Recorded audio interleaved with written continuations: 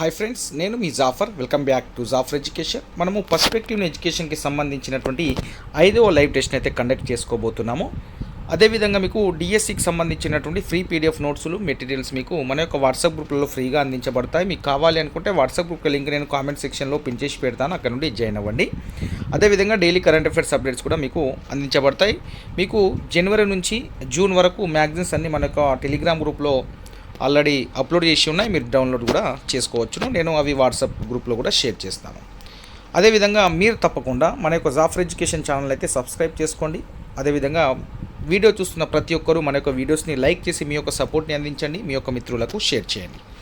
మీకు డిఎస్సికి సంబంధించినటువంటి షెడ్యూల్ అయితే జూలై 15 నుంచే విద్యాశాఖ వారు అయితే చెప్పడం జరిగింది. కాబట్టి మీరు ఈ యొక్క ఉన్నటువంటి సమయాన్ని కరెక్ట్ సద్వినియోగం చేసుకున్న మీరు గెట్ ఆన్ అవుతారు. టెన్షన్ పడకండి, తక్కువ టైం ఉన్నదని. మనం ఎంత టైం ఇచ్చినా తక్కువ అనే ఫీలింగ్ వస్తూ ఉంటుంది. సో మీరు ఆ ఉన్న టైంలో కాన్సన్ట్రేట్ కరెక్ట్ సద్వినియోగం చేసుకోండి. సో దానికి సంబంధించిన ప్లాన్ కూడా నేను రేపు మార్నింగ్ చెప్పే ప్రయత్నం అయితే చేస్తాను. రైట్, ఇక మనము లైవ్ టెస్ట్లోకి అయితే వెళ్ళిపోదాం.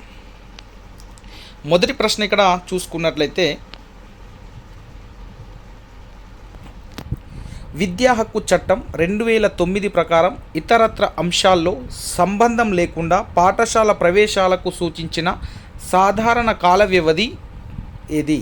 ఆప్షన్ 1 జూన్ 12 నుంచి ఆగస్టు 31 వరకు. ఆప్షన్ 2 జూన్ 12 నుంచి జూలై 31 వరకు. నేను ఆప్షన్ చదివేలోపు మీ యొక్క సమాధానాన్ని కామెంట్ చేయండి. ఆప్షన్ 3 ఏప్రిల్ 24 నుంచి జూన్ 12 వరకు.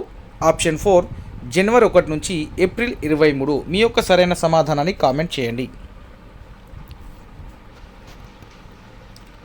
రైట్, మనకు సరైన సమాధానం వచ్చేసరికి ఆప్షన్ 1 జూన్ 12 నుంచి ఆగస్టు 31 ప్రకారము 2009 యాక్ట్ ప్రకారము ఇతరత్ర అంశాల్లో సంబంధం లేకుండా పాఠశాల ప్రవేశాలకు సూచించిన సాధారణ కాల వ్యవధి ఏది అంటే జూన్ 12 నుంచి ఆగస్టు 31 వరకు. Option 1 is the right answer.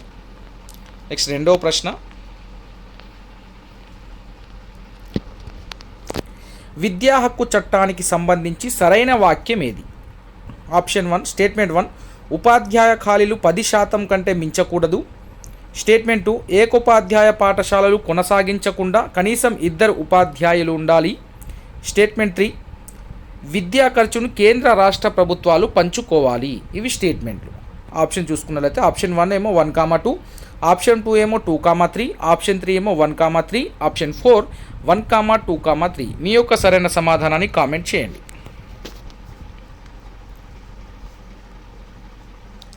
Right, మనకు దీంట్లో సరైన సమాధానం వచ్చేసరికి option 4 is the right answer. ఇవి అన్ని స్టేట్మెంట్లు, 3 స్టేట్మెంట్లు కూడా సరైనవే. ఉపాధ్యాయుల ఖాళీలు 10% మించకూడదని చెప్పింది ఆర్టీఈ 2009. అదేవిధంగా ఏకోపాధ్యాయ పాఠశాలలు ఉండొద్దు, కనీసం 2 టీచర్లు ఉండాలని చెప్పింది. విద్యా ఖర్చు ఏదైతే ఉందో కేంద్ర రాష్ట్ర ప్రభుత్వాలు పంచుకోవాలని కూడా చెప్పింది. నెక్స్ట్ మనము మూడో ప్రశ్నలోకి వెళ్దాం.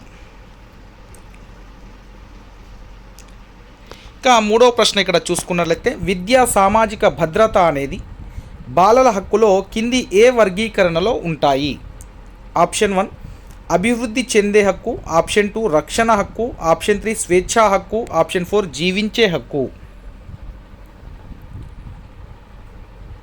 దీంట్లో మనకు సరైన సమాధానం వచ్చేసరికి option 1 is the right answer. అభివృద్ధి చెందే హక్కు అనేది సామాజిక భద్రత అనేది బాలల హక్కుల్లో అభివృద్ధి చెందే హక్కులో భాగంగా ఉంటుంది. Option 1 is the right answer.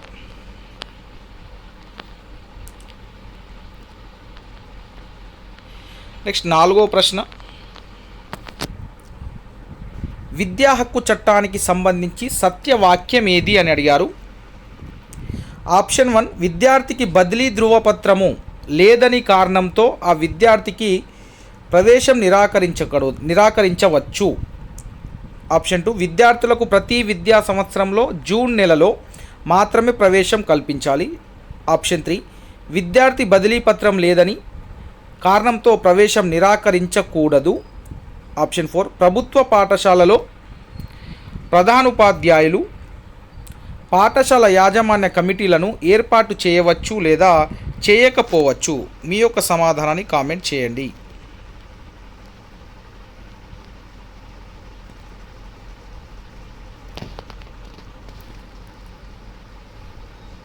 Right, మనకు సరైన సమాధానం వచ్చేసరికి సత్యవాక్యం అడిగారు. మనకు option 3 is the right answer.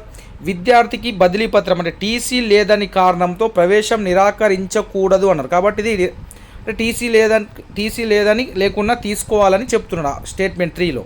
So మన సత్యం అనేది ఇదే అవుతుంది. ఫస్ట్ది ఏమవుతుంది, లేదనే కారణంతో నిరాకరించవచ్చు అన్నాడు, కాబట్టి ఇది రాంగ్ అవుతుంది. ఓకే, విద్యార్థులకు ప్రతి విద్యాసం జూన్ నెలలో కల్పించాలని ఏముంది, జూలైలో కూడా తీసుకోవచ్చు, ఆగస్టులో కూడా తీసుకోవచ్చు, ఆగస్టు 31 వరకు వారు సూచించినటువంటి యాక్ట్ 2009 ప్రకారం. ఇప్పుడైతే దాదాపుగా ఇయర్ మొత్తం కూడా అడ్మిషన్ అనేది తీసుకోవాలి. ఇక నెక్స్ట్ లాస్ట్ చూడండి, ప్రభుత్వ పాఠశాలలో ప్రధాన ఉపాధ్యాయులు పాఠశాల యాజమాన్య కమిటీని ఏర్పాటు చేయవచ్చు, దీనికి సంబంధం అయితే లేదు. కాబట్టి స్టేట్మెంట్ 3 ఆప్షన్ 3 ఏదైతే ఉందో అది మనకు విద్యా హక్కు చట్టం ప్రకారం రైట్ అనేది అవుతుంది. నెక్స్ట్ 5వ ప్రశ్న, విద్యా హక్కు చట్టం 2009లో ఆప్షన్ 1 7 అధ్యాయాలు 38 సెక్షన్లు, ఆప్షన్ 2 5 అధ్యాయాలు 111 సెక్షన్లు, ఆప్షన్ 3 7 అధ్యాయాలు 345 సెక్షన్లు, 4వది 5 అధ్యాయాలు 30 సెక్షన్లు. మీ యొక్క సరైన సమాధానాన్ని కామెంట్ చేయండి. రైట్, మనకు సరైన సమాధానం వచ్చేసరికి ఆప్షన్ 1 అవుతుంది. విద్యా హక్కు చట్టం 2009లో మనకు 7 అధ్యాయాలు 38 సెక్షన్లు ఉన్నాయి. నెక్స్ట్ 6వ ప్రశ్న,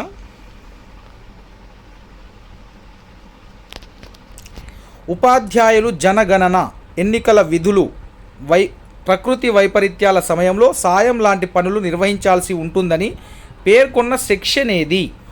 option 1 section 8, option 2 section 23, option 3 section 27, option 4 section 25. మీ యొక్క సమాధానాన్ని కామెంట్ చేయండి. రైట్, మనకు సరైన సమాధానం వచ్చేసరికి ఆప్షన్ 3 అవుతుంది. సెక్షన్ 27 అనేది ఉపాధ్యాయులు జనగణన ఎన్నికల విధులు ప్రకృతి వైపరీత్యాల సమయంలో సాయం లాంటి పనులు నిర్వహించాలని సెక్షన్ 28 చెప్తుంది మన ఆర్టీఐ 2009లో. రైట్, 7వ ప్రశ్న చూసుకున్నట్లయితే భారతదేశంలో విద్యా హక్కు చట్టాన్ని అమలు చెయ్యని రాష్ట్రం ఏది? Option 1 Jammu Kashmir, option 2 Punjab, option 3 Arunachal Pradesh, option 4 Pondicherry. మీ యొక్క సరైన సమాధానాన్ని కామెంట్ చేయండి. రైట్, భారతదేశంలో విద్యా హక్కు చట్టాన్ని అమలు చేయని రాష్ట్రం Jammu Kashmir. Option 1 is the right answer. 8వ ప్రశ్న, విద్యా హక్కు చట్టం 2009 ప్రకారం పాఠశాల అభివృద్ధి ప్రణాళికలు తయారు చేసేది? ఆప్షన్ 1 పాఠశాల యాజమాన్య కమిటీ, ఆప్షన్ 2 వ్యక్తిగత విచక్షణతో ఆ పాఠశాల ప్రధానోపాధ్యాయులు, ఆప్షన్ 3 మండల విద్యాశాఖాధికారి, ఆప్షన్ 4 మానవ వనరుల అభివృద్ధి మంత్రిత్వ శాఖ. రైట్, మనకు సరైన సమాధానం వచ్చేసరికి option 1 is the right answer. పాఠశాల యాజమాన్య కమిటీ అనేది right, option 1 is the right answer. పాఠశాల అభివృద్ధి ప్రణాళికలు తయారు చేసేది పాఠశాల యాజమాన్య committee. Option 1 is the right answer. 9వ ప్రశ్న, ఒక విద్యా సంవత్సరంలో ఒక ప్రాథమికోన్నత పాఠశాల కనీసం ఎన్ని రోజులకు తగ్గకుండా పనిచేయాలని విద్యా హక్కు చట్టం పేర్కొంది? ఆప్షన్ 1 180 నుంచి 200 రోజులు, ఆప్షన్ 2 200 నుంచి 220 రోజులు, ఆప్షన్ 3 220 నుంచి 240 రోజులు, ఆప్షన్ 4 200 నుంచి 240 రోజులు. మీ యొక్క సరైన సమాధానాన్ని కామెంట్ చేయండి. మనకు సరైన సమాధానం వచ్చేసరికి ఆప్షన్ 2 200 నుంచి 220 రోజులు తగ్గకుండా యూపీఎస్ మరియు యూపీఎస్ స్కూళ్ళు పనిచేయాలి, primary school and upper primary స్కూళ్ళు. నెక్స్ట్ 10వ ప్రశ్న, ప్రతి ఆవాస ప్రాంతానికి ఎంత దూరంలో ప్రాథమిక ఉన్నత పాఠశాల ఉండాలని విద్యా హక్కు చట్టం 2009లో పేర్కొన్నది? ప్రాథమిక ఉన్నత పాఠశాల. సో ప్రాథమికోన్నత పాఠశాల ఇది యూపీఎస్ స్కూలు ఎంత దూరంలో ఉండాలని ఆర్టీఈ చెప్పడం జరుగుతుందని అడగడం జరిగింది 2009 ప్రకారము. ఇక్కడ మనకు యూపీఎస్ స్కూల్ అనేటివి ప్రతి 3 కిలోమీటర్లకు ఒక యూపీఎస్ స్కూల్ ఉండాలని మనకు విద్యా హక్కు చట్టం 2009లో ఉంది. ప్రతి 5 కిలోమీటర్లకు ఒక హై స్కూల్ ఉండాలని చెప్పారు. ప్రతి కిలోమీటర్ ఆవరణలో ఒక ప్రైమరీ స్కూల్ ఉండాలని చెప్పడం అనేది జరిగింది. నెక్స్ట్ 11వ ప్రశ్న,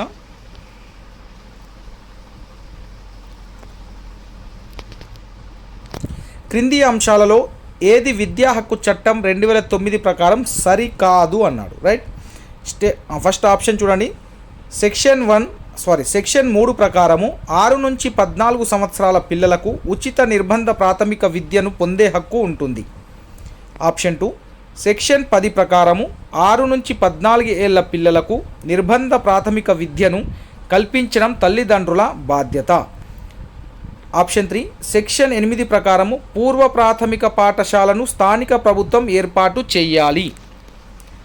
ఆప్షన్ 4 సెక్షన్ 13 ప్రకారము ప్రాథమిక తరగతికి ఎలాంటి ఎంపిక ఫీజు లేదు. వాడు ఏమడిగాడు? సరికానిది అడిగారు. విద్యా హక్కు చట్టం 2009 ప్రకారం సరికాదు అన్నాడు. సరికానిది మనకు ఏమవుతుంది? సో మనకు సరైన సమాధానం దీంట్లో option 3 is the right answer అవుతుంది. ఎందుకంటే సెక్షన్ 8 ప్రకారము పూర్వ ప్రాథమిక పాఠశాలను స్థానిక ప్రభుత్వం ఏర్పాటు చేయదు. కాబట్టి మనకు option 3 is the right answer. సరికానిది అడిగారు. సో మనకు సరికానిది ఆప్షన్ 3లో ఉంది. So option 3 is the right answer. మిగతా 3 స్టేట్మెంట్లు ఏవైతే 3 ఆప్షన్లు ఉన్నాయో అవి సరైనవే. నెక్స్ట్ 12వ ప్రశ్న. విద్యా హక్కు చట్టం సెక్షన్ 21 ఏ అంశానికి సంబంధించింది? ఆప్షన్ 1 ఉపాధ్యాయుల నియామకానికి అర్హతలు. ఆప్షన్ 2 ఉపాధ్యాయుడు విధులు సమస్య పరిష్కారము. ఆప్షన్ 3 బడిలో పాఠశాల యాజమాన్యము కమిటీ ఏర్పాటు. ఆప్షన్ 4 బడి అభివృద్ధి ప్రణాళిక తయారీ. మీ యొక్క సరైన సమాధానాన్ని కామెంట్ చేయండి. రైట్, మనకు ఈ సెక్షన్ 21 ఏ అంశానికి సంబంధించింది అంటే బడిలో పాఠశాల యాజమాన్య కమిటీ ఏర్పాటుకు సంబంధించింది. Option 3 is the right answer. Next 13వ ప్రశ్న. వీడియో చూస్తున్న మిత్రులందరూ తప్పకుండా మన యొక్క వీడియోస్ని లైక్ చేయండి, మన యొక్క ఛానల్ని సబ్స్క్రైబ్ చేసుకోండి, మీ యొక్క మిత్రులకైతే షేర్ చేయండి. రైట్, 13వ ప్రశ్న. విద్యా హక్కు చట్టం ప్రకారం బడి అంటే ఆప్షన్ 1 ప్రభుత్వ ఆధీనంలో ఉన్న పాఠశాల.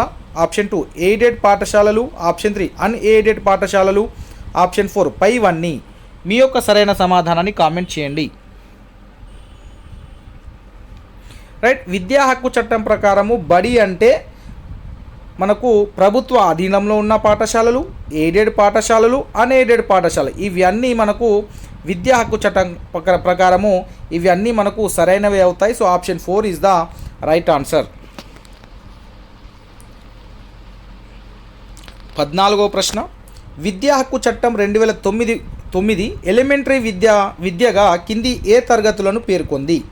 విద్యా హక్కు చట్టం 2009 ప్రకారము ఎలిమెంటరీ విద్యగా కింది ఏ తరగతులను పేర్కొంది? ఇది ప్రీవియస్ బిట్. ఆప్షన్ 1 1 నుంచి 5 తరగతులకు. ఆప్షన్ 2 1 నుంచి 8 తరగతులను. ఆప్షన్ 3 1 నుంచి 10 తరగతులను. ఆప్షన్ 4 1 నుంచి 7 తరగతులు. సో మీ యొక్క సరైన సమాధానాన్ని కామెంట్ చేయండి. రైట్, ఇక్కడ ఎలిమెంటరీ ఎడ్యుకేషన్ అంటే 1 నుంచి 8th క్లాస్, ఫస్ట్ క్లాస్ నుండి 8th క్లాస్ వరకు ఉన్నటువంటి వాటిని మనము ఎలిమెంటరీ ఎడ్యుకేషన్ అంటాం. So option 2 is the right answer. Right, ఇక 15వ ప్రశ్న చూసుకున్నట్లయితే ఒక ప్రాథమిక పాఠశాలలో 51 మంది విద్యార్థులు ఉన్నారు. ఆ పాఠశాలకు కనీసం ఎంతమంది ఉపాధ్యాయులు ఉండాలని విద్యా హక్కు చట్టం పేర్కొంది? Option 1 1, option 2 2, option 3 3, option 4 4. మీ యొక్క సమాధానాన్ని కామెంట్ చేయండి. రైట్, 51 మంది విద్యార్థులు ఉంటే ఉపాధ్యాయులు అనేవారు 2 ఉండాలి. So option 2 is the right answer. 2 ఉపాధ్యాయులు.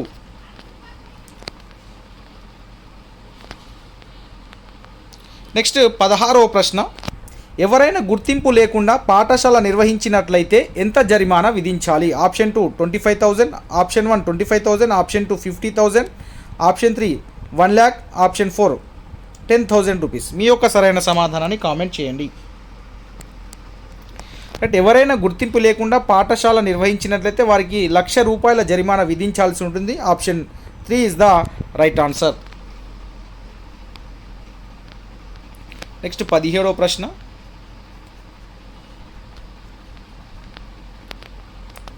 విద్యా హక్కు చట్టం ప్రకారం కింది వాటిలో పాఠశాల యాజమాన్య కమిటీ విధి కానిది ఏది అడిగారు? సో ఆప్షన్ 1 ఉపాధ్యాయులకు క్రమం తప్పకుండా ప్రతి నెల జీతం మంజూరు చేయడం. ఆప్షన్ 2 పాఠశాల అభివృద్ధి ప్రణాళిక తయారీలో సలహాలు సూచనలు ఇవ్వడం. ఆప్షన్ 3 పాఠశాల ప్రగతిని పరిశీలించడం. ఆప్షన్ 4 మధ్యాహ్న భోజన పథకం అమలు పర్యవేక్షణ. మీ యొక్క సరైన సమాధానాన్ని కామెంట్ చేయండి. అంటే ఎస్ఎంసి యొక్క విధి కానిది అడిగారు. రైట్, దీంట్లో మనకు సరైన సమాధానం వచ్చేసరికి ఆప్షన్ 1 అవుతుంది. ఉపాధ్యాయులు క్రమం తప్పకుండా ప్రతి నెల జీతం మంజూరు చేయడం అనేది యాజమాన్య కమిటీల యొక్క విధి కాదు, వాళ్ళకు దాంట్లో సంబంధం ఉండదు. సో ఇది డిడిఓ గారు అంటే వాళ్ళ డీడీఓగా ఎవరైతే ఉంటారో వారు వాళ్ళ జీతం అనేది చేయడం జరుగుతుంది టీచర్స్ యొక్క. కాబట్టి కానిది అడిగారు కాబట్టి option 1 is the right answer.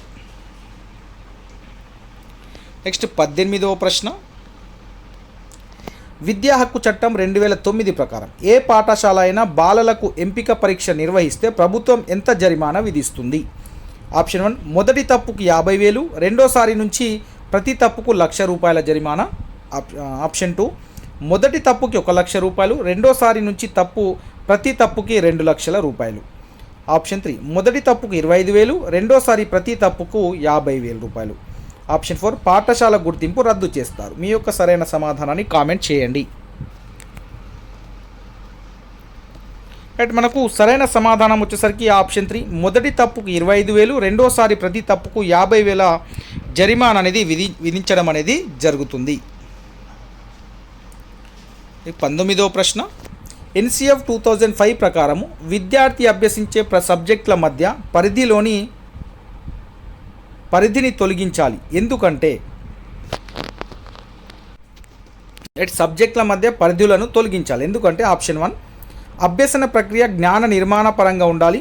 Option 2 విద్యార్థికి జ్ఞాన ప్రసారం సమైక్య జ్ఞానంగా ఉండాలి. ఆప్షన్ 3 అవగాహన చేసుకోవడంలోని ఆనందాన్ని అనుభవపూర్వకంగా కల్పించాలి. ఆప్షన్ 4 పైవన్నీ. మీ యొక్క సరైన సమాధానాన్ని కామెంట్ చేయండి.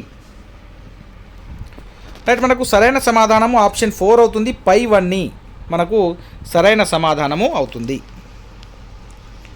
నెక్స్ట్ 20వ ప్రశ్న. జాతీయ పాఠ్య ప్రణాళిక చట్టం 2005 ప్రకారం పాఠ్య ప్రణాళిక అభివృద్ధికి నిర్దేశించిన సూత్రాలలో లేనిది. ఆప్షన్ 1 అభ్యసన ప్రక్రియ పాఠ్య పుస్తకానికి అనుకూలంగానే ఉండాలి. ఆప్షన్ 2 పరీక్షలు సులభతరంగా ఉండి వాటిని తరగతి గదిలో సంయుక్తం చేయాలి. ఆప్షన్ 3 విద్యార్థుల జ్ఞానం పాఠ్యపుస్తకాల కంటే విస్తృతంగా ఉండాలి. ఆప్షన్ 4 బట్టి పట్టే విధానానికి స్వస్తి పలకాలి. మీ యొక్క సమాధానాన్ని కామెంట్ చేయండి. రైట్, మనకు సరైన సమాధానం వచ్చేసరికి option 1 is the right answer. అభ్యసన ప్రక్రియ పాఠ్యపుస్తకానికి అనుకూలంగానే ఉండాలి అనేది మనకు సరైన సమాధానం అవుతుంది. ఎందుకంటే వాడు ఏమడిగారు, నిర్దేశించిన సూత్రాల్లో లేనిది అడిగారు. కాబట్టి మనకు option 1 is the right answer. 21వ ప్రశ్న. పాఠశాల ప్రమాణాల విషయంలో ఏ అంశాల్లో బోధించడానికి 6 నుంచి 8 తరగతులకు పాక్షిక కాల ఉపాధ్యాయులు నియమించాలని విద్యా హక్కు చట్టం పేర్కొంది? ఆప్షన్ 1 భాష బోధించే ఉపాధ్యాయుడు. ఆప్షన్ 2 సైన్స్ బోధించే ఉపాధ్యాయుడు. ఆప్షన్ 3 గణితం బోధించే ఉపాధ్యాయుడు. ఆప్షన్ 4 ఆర్ట్స్ బోధించే ఉపాధ్యాయుడు. రైట్, మనకు సరైన సమాధానం వచ్చేసరికి option 4 is the right answer. Arts బోధించే ఉపాధ్యాయుడు అనేది మనకు సరైన సమాధానము అవుతుంది. నెక్స్ట్ 22వ ప్రశ్న. జాతీయ ప్రణాళిక చట్టం ప్రకారము భారం లేని అభ్యసనాన్ని కల్పించాలని ప్రభుత్వానికి సిఫార్సు చేసింది అంటే? ఆప్షన్ 1 పరీక్ష విధానంలో మార్పులను తీసుకురావాలి. ఆప్షన్ 2 పాఠ్య ప్రణాళిక నుంచి పాఠ్య పుస్తకాల వరకు మార్పులు తీసుకురావాలి. ఆప్షన్ 3 విద్యార్థి నిజ జీవితానికి పాఠశాల జ్ఞానాన్ని అనుసంధానం చేయాలి. ఆప్షన్ 4 పైవన్నీ. మీ యొక్క సమాధానాన్ని కామెంట్ చేయండి.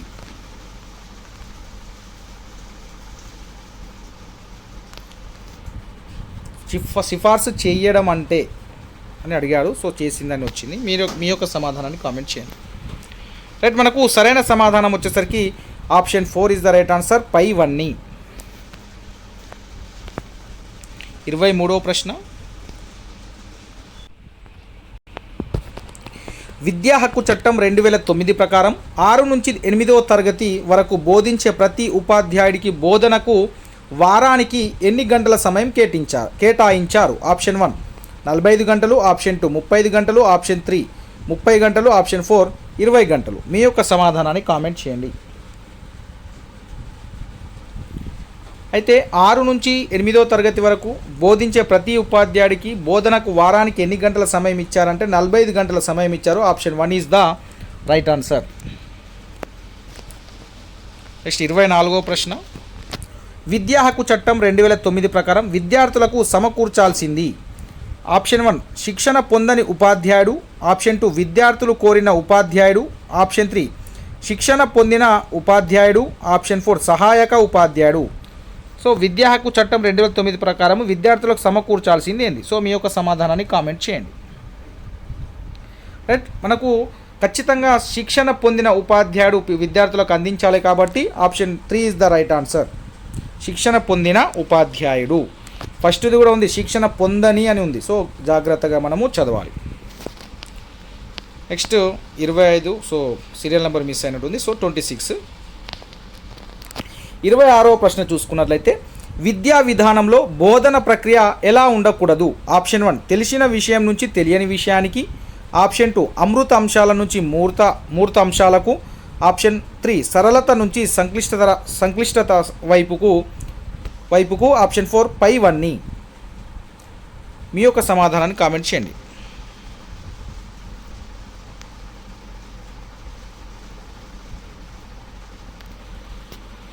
సో బోధన ప్రక్రియ ఎలా ఉండకూడదంటే అమృత అంశాల నుంచి మూర్త అంశాలకు ఉండకూడదు. So option 2 is the right answer అవుతుంది. సో తెలిసిన విషయం నుంచి తెలియని విషయానికి చెప్పాలి, సరళత నుంచి సంక్లిష్టత వైపుకు ఉండాలి, కానీ అమృత నుంచి మూర్త వైపుకు ఉండదు. కాబట్టి option 3 is the right answer.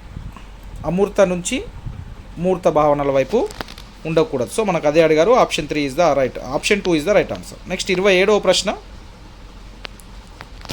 గణిత విద్యా బోధన లక్షణాన్ని జాతీయ పాఠ్య ప్రణాళిక చట్టం ఏమని పేర్కొంది? ఆప్షన్ 1 పిల్లలను యాంత్రిక పద్ధతులకు అలవాటు చేయడం. ఆప్షన్ 2 గణిత ప్రక్రియలను కంఠత విధానాలతో నేర్పించడం. ఆప్షన్ 3 పిల్లల్లో తార్కిక జ్ఞానాన్ని పెంపొందించడము. ఆప్షన్ 4 పిల్లలను పై తరగతులకు తయారు చేయడము. మీ యొక్క సమాధానాన్ని కామెంట్ చేయండి. రైట్, గణిత బోధన అంటే మనకు ఈజీగా గుర్తొచ్చే తార్కిక జ్ఞానం. సో మనకు తార్కిక జ్ఞానం ఎక్కడ ఉంది? ఆప్షన్ 3 పిల్లల్లో తార్కిక జ్ఞానాన్ని పెంపొందించడము. So option 3 is the right answer. Next 28వది. బోధన అభ్యసన ప్రక్రియ ఏ విధంగా ఉండాలి? ఆప్షన్ 1 ఉపాధ్యాయుడు ఆలోచనలే మూల ఆధారంగా ఉండాలి. ఆప్షన్ 2 పిల్లల్లో సృజనాత్మకత పెంచే విధంగా ఉండాలి. ఆప్షన్ 3 పిల్లల్లో ప్రశ్నించే తత్వాన్ని నిరుత్సాహపరిచే విధంగా ఉండాలి. ఆప్షన్ 4 ఉన్నది ఉన్నట్లుగా నేర్పే విధంగా ఉండాలి. మీ యొక్క సమాధానాన్ని కామెంట్ చేయండి. రైట్, మనకు సరైన సమాధానం పిల్లల్లో ఏం తీయాలి? Creativity. So option 2 is the right answer. పిల్లల్లో సృజనాత్మకత పెంచే విధంగా ఉండాలి. నెక్స్ట్ 29వ ప్రశ్న. బోధన అభ్యసన ప్రక్రియలు భాగస్వామ్యం అంటే ఏంటిది? బోధన అభ్యసన ప్రక్రియల్లో భాగస్వామ్యం అంటే ఏమిటి? ఆప్షన్ 1 పిల్లలు అనుభవాలకు ప్రాధాన్యం ఇవ్వడం, పిల్లల అనుభవాలకు ప్రాధాన్యం ఇవ్వడం. ఆప్షన్ 2 ఉపాధ్యాయుని అనుభవాలకు ప్రాధాన్యం ఇవ్వడము. ఆప్షన్ 3 పిల్లలు ఉపాధ్యాయుల అనుభవాలకు ప్రాధాన్యం ఇవ్వడము. ఆప్షన్ 4 ఖచ్చితంగా చెప్పలేము. రైట్, బోధన అభ్యసన ప్రక్రియలో భాగస్వామ్యం అంటే పిల్లలు అండ్ ఉపాధ్యాయులు, చిల్డ్రన్స్ అండ్ టీచర్స్ యొక్క భాగస్వామ్యం ఉండాలి. కాబట్టి option 3 is the right answer. పిల్లలు ఉపాధ్యాయుల అనుభవాలకు ప్రాధాన్యం ఇవ్వాలి. నెక్స్ట్ 30వ ప్రశ్న.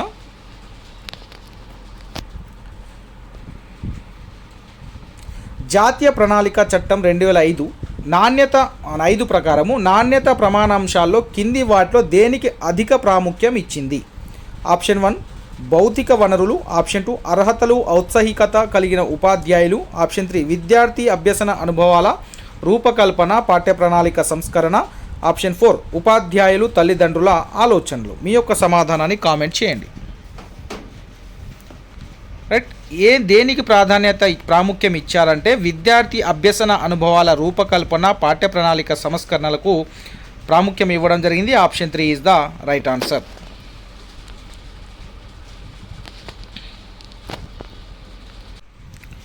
రైట్, 31వ ప్రశ్న. ఎవరి విద్యా విధానంలో పబజ్జా అనే ఉత్సవంతో ప్రాథమిక విద్య ఆరంభమవుతుంది? ఆప్షన్ 1 వేద విద్యా విధానం. ఆప్షన్ 2 బౌద్ధ విద్యా విధానం. ఆప్షన్ 3 ముస్లిం విద్యా విధానం. ఆప్షన్ 4 క్రిస్టియన్ విద్యా విధానం. రైట్, ప్రాథమిక విద్య అనేది పబజ్జా అనే దాంతో ఉత్సవంతో ఎక్కడ విద్యా విధానంలో స్టార్ట్ అవుతుందంటే బౌద్ధ విద్యా విధానంలో స్టార్ట్ అవుతుంది. ముస్లింలలో బిస్మిల్లా అనే దాంతో స్టార్ట్ కావడం అనేది జరుగుతుంది. So option 2 is the right answer. Right, 32వ ప్రశ్న. విద్యా విధానంలో అధోముఖ వడబోత సిద్ధాంతాన్ని ఎవరు ప్రతిపాదించారు? Option 1 Charles Wood. Option 2 Sadler. Option 3 Charles Grant. Option 4 Lord Macaulay. మీ యొక్క సమాధానాన్ని కామెంట్ చేయండి. రైట్, మనకు సరైన సమాధానం వచ్చేసరికి option 4 is the right answer. Lord Macaulay అనేది మనకు సరైన సమాధానం అవుతుంది. అధోముఖ వడబోత సిద్ధాంతాన్ని లార్డ్ మెకాలే ప్రతిపాదించారు. నెక్స్ట్ 33వ ప్రశ్న.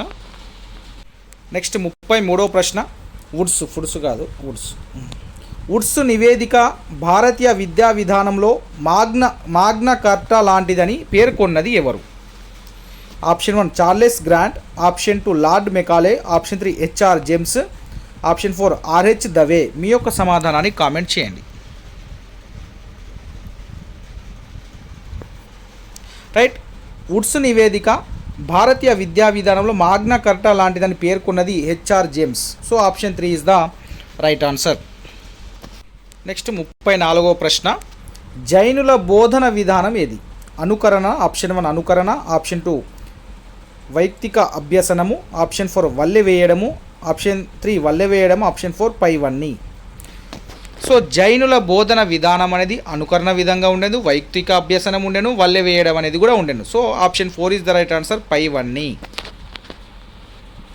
నెక్స్ట్ 35వ ప్రశ్న. వేద విద్య విధానంలో ప్రస్తావించిన అపార విద్య అంటే? ఆప్షన్ 1 ముక్తి మోక్షానికి ఉపయోగపడే విద్య, ఆప్షన్ 2 ఉత్తమోత్తమ వ్యక్తిగా సంఘ జీవనం గడపడానికి ఉపయోగపడే విద్య, ఆప్షన్ 3 వల్లె వేసే విద్యా విధానము, ఆప్షన్ 4 పరులకు అందించే విద్య. మీ యొక్క సమాధానాన్ని కామెంట్ చేయండి. రైట్, వేద విద్యా విధానంలో అపార విద్య అంటే ఉత్తమ వ్యక్తిగా సంఘ జీవనం గడపడానికి ఉపయోగపడే విద్య అని అర్థము. So option 2 is the right answer. Next 36వ ప్రశ్న. భారత్లో మధ్యయుగంలో కొత్తగా వచ్చిన విద్యా విధానం ఏది? ఆప్షన్ 1 జైన విద్యా విధానం, ఆప్షన్ 2 బౌద్ధ విద్యా విధానం, ఆప్షన్ 3 ఇస్లాం విద్యా విధానం, ఆప్షన్ 4 వేద విద్యా విధానము. మీ యొక్క సమాధానాన్ని కామెంట్ చేయండి. రైట్, మనకు సరైన సమాధానం వచ్చేసరికి option 3 is the right answer. భారత్లో మధ్యయుగంలో కొత్తగా వచ్చిన విద్యా విధానం ఇస్లాం విద్యా విధానం, option 3 is the right answer. Next 37వ ప్రశ్న. బౌద్ధ విద్యా విధానంలో బోధనా పద్ధతి? ఆప్షన్ 1 ప్రశ్నోత్తరము, చర్చ, సంభాషణ, ఆప్షన్ 2 రాత పద్ధతి, ఆప్షన్ 3 ఆచరణాత్మక పద్ధతి, ఆప్షన్ 4 పైవన్నీ. రైట్, మనకు బౌద్ధ విద్యా విధానంలో బోధన పద్ధతి అంటే మనకు ప్రశ్నోత్తరం ఉండేను, చర్చ ఉండే, సంభాషణ ఉండే, రాత పద్ధతి ఉండే, ఆచరణాత్మక పద్ధతి కూడా ఉండే. So option 4 is the right answer. 38వ ప్రశ్న. వేద విద్య కరికులంలో అధ్యయనం చేసే వేదాల వరుస క్రమం ఏది? ఆప్షన్ 1 స్టేట్మెంట్ 1 ఋగ్వేదము, 2 ఏమో సామవేదము, ఆప్షన్ 3 యజుర్వేదము, ఆప్షన్ 4 అధర్వణ వేదము. ఇక్కడ ఆప్షన్ 1 ఏమో 4,3, ఆప్షన్ 2 ఏమో 1,2 ఒకసారి చూడండి. ఆప్షన్ 1 ఏమో 4,3,2,1, ఆప్షన్ 2 ఏమో 1,2,3,4, ఆప్షన్ 3 ఏమో 3,1,2,4, ఆప్షన్ 3 ఏమో 3,2,4,1. మీ యొక్క సమాధానాన్ని కామెంట్ చేయండి. రైట్, మనకు సరైన సమాధానం సరైన వరుస క్రమం ఏమవుతుందంటే ఫస్ట్ ఏమో మనకు ఋగ్వేదము, సెకండ్ ఏమో సామవేదము, థర్డ్ ఏమో యజుర్వేదము, ఫోర్త్ ఏమో అధర్వణ వేదము. కాబట్టి 1,2,3,4. So option 2 is the right answer. Next 39వ ప్రశ్న. హంటర్ కమిషన్ 1882 ప్రతిపాదనలో సరైనది? ఆప్షన్ 1 స్టేట్మెంట్ 1 ప్రాథమిక విద్యను స్థానిక సంస్థలకు అప్పగించాలి, స్టేట్మెంట్ 2 ప్రాథమిక పాఠశాలలో బోధన భాషగా మాతృభాష ఉండాలి, స్టేట్మెంట్ 3 ఉపాధ్యాయ శిక్షణ సంస్థలను స్థాపించి శిక్షణ పొందిన ఉపాధ్యాయులనే పాఠశాలలో నియమించాలి, ఆప్షన్ 4 మాధ్యమిక ఉన్నత పాఠశాలను ప్రైవేటు పరం చేయాలి. ఇవి స్టేట్మెంట్లు. ఆప్షన్ చూద్దాం. ఆప్షన్ 1 ఏమో 1,2, ఆప్షన్ 2 ఏమో 2,3, ఆప్షన్ 3 ఏమో 1,2,3, ఆప్షన్ 4 ఏమో 1,2,3,4. మీ యొక్క సమాధానాన్ని కామెంట్ చేయండి. రైట్, మనకు దీంట్లో సరైన సమాధానం వచ్చేసరికి ఆప్షన్ 4 1,2,3,4. ఇవన్నీ సరైనవే. రైట్, 40వ ప్రశ్న. స్వతంత్రం అనంతరం ఉన్నత విద్యను పునర్నిర్మించడానికి ఏర్పాటైన రాధాకృష్ణన్ కమిషన్ను మరో విధంగా ఏమని వ్యవహరిస్తారు? ఆప్షన్ 1 విశ్వవిద్యాలయ కమిషన్, option 2 curriculum review committee, option 3 Rajiv Gandhi వీలునామా, ఆప్షన్ 4 నూతన జాతీయ విద్యా విధానము. సో ఎగ్జామ్ కంప్లీట్ అయిన తర్వాత మీ యొక్క మార్క్స్ ఎన్ని వచ్చాయో కామెంట్ చేయండి. మీకు ఈ యొక్క 40 క్వశ్చన్స్కి మీకు ఎన్ని కరెక్ట్ అయ్యాయో మీ యొక్క మార్క్స్ని కామెంట్ చేయండి. అదేవిధంగా ఎగ్జామ్పై మీ యొక్క అభిప్రాయాన్ని కూడా తెలియజేయండి. రేపు మరిన్ని వీడియోస్ మీకు చేయడానికి సపోర్ట్గా ఉంటుంది. సో మనకు దీంట్లో సరైన సమాధానం వచ్చేసరికి option 1 is the right answer. విశ్వవిద్యాలయాల కమిషన్ అని అంటారు. రాధాకృష్ణన్ కమిషన్నే విశ్వవిద్యాలయాల కమిషన్ అని అంటారు. So option 1 is the right answer. ఇది మనకు ఈరోజు పర్స్పెక్టివ్ ఎడ్యుకేషన్కి సంబంధించిన లైవ్ టెస్ట్. సో మిగతా టాపిక్స్ నుండి మీకు మళ్ళీ రేపు ఈవినింగ్ 7 PM లైవ్ టెస్ట్ అనేది ఉంటుంది. సిలబస్ అనేది రేపు మార్నింగ్ నేను మీకు వాట్సాప్ గ్రూప్లలో షేర్ చేస్తాను. మీరైతే తప్పకుండా మన యొక్క ఛానల్ అయితే సబ్స్క్రైబ్ చేసుకోండి. అదేవిధంగా మన యొక్క వీడియోస్ని లైక్ చేసి మీ యొక్క మిత్రులకైతే షేర్ చేయండి. Thank you so much.